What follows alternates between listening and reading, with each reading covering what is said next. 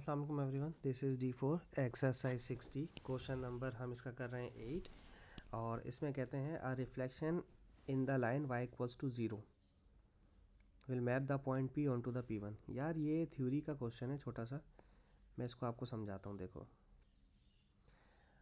Let suppose कर लो कि तुम्हारा एक पॉइंट है P, वो कहीं पर भी ले लो, कहीं पर भी ले लो, यहाँ ले लो, यहाँ ले लें, ये ले लिया मैंने पॉइंट P, ठीक है।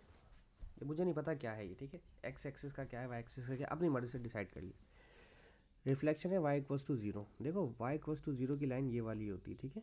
अब कोई बोलेगा सर ये तो एक्स एक्सिस होता है। हाँ भाई, ये एक्स एक्सिस ही होता है, ये एक्स एक्सिस की लाइन होती है, लेकिन होती y इक्वल्स टू 0 की है। अब क्यों, मैं आपको वजह समझाता हूँ। देखें, आपका बेसिकली y ऊपर जाता है तो 1 होता है, फिर 2, फिर 3, फिर 4, फिर 5, फिर 6, फिर 7, फिर 8, इस तरह से ऊपर को बढ़ता है। और नीचे को आते हैं तो -1, -2, -3, -4, -5, -6, -7, ये y के ऊपर नीचे होते हैं, ठीक है ना। क्योंकि y नीचे जाता है तो नेगेटिव होता है, x राइट साइड पे आता है तो पॉजिटिव होता है, और y नीचे आता है तो नेगेटिव, ऊपर जाता है तो पॉजिटिव। इसी तरह से x राइट साइड पे आएगा तो 1, 2, 3, 4, ये पूरे x के हैं, ठीक है, ये पूरे x के हैं, और ये पूरे x के नेगेटिव हैं, ठीक है। तो इस तरह से हमारी लाइन चलती है। अब बेसिकली करना क्या है हमने कि आप y इक्वल्स टू 0 पर रिफ्लेक्ट कर रहे हैं, तो इसका मतलब इसका डिस्टेंस जितना यहाँ से है उतना ही डिस्टेंस इसका यहाँ पर लें है, ठीक है। लेट सपोज ये अगर 5 है और ये 4 है तो ये -5 हो जाएगा, ठीक है। तो ये P आपका 1 यहाँ पर आ गया, सही है, ये एक काम हो गया मेरा, ठीक है। कहते हैं will map the point P1 on to P1 and the reflection in the line x equals to 0। अब x इक्वल्स टू 0 आपका ये वाला x इक्वल्स टू 0 होता है, ठीक है।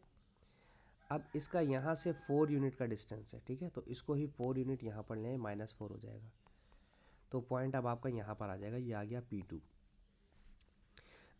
Describe a single transformation that will map P directly on to P2। P directly maps on P2 का मतलब क्या हुआ, इसका मतलब देखो ज़रा, क्या ये दोनों ओहो स्ट्रेट लाइन बन रहे हैं। यानी कि स्ट्रेट लाइन बनने का मकसद ये है कि यहाँ से यहाँ तक का डिस्टेंस 4 यूनिट है, ऑब्वियसली 4 है।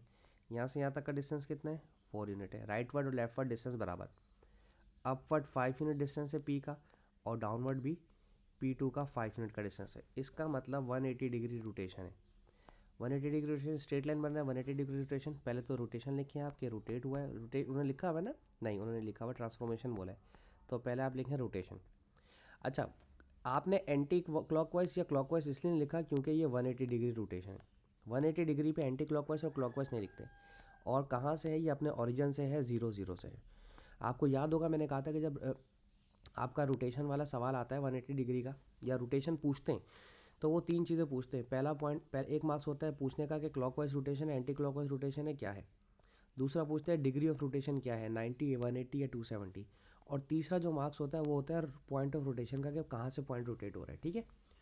तो ये 3 मार्क्स लेने हैं आपने रोटेशन वाले सवाल में, ट्रांसफॉर्मेशन में। बहुत छोटी सी चीज़ है, देख रहे हो ना। कोई मैट्रिक्स याद नहीं करना, सिर्फ आप ग्राफ को कंसिडर कर लो, ग्राफ पढ़ना सीख लो, मसला हल। होप सो आपको समझाने में कामयाब रहूँ। Thank you so much for watching my channel. अल्लाह हाफिज़।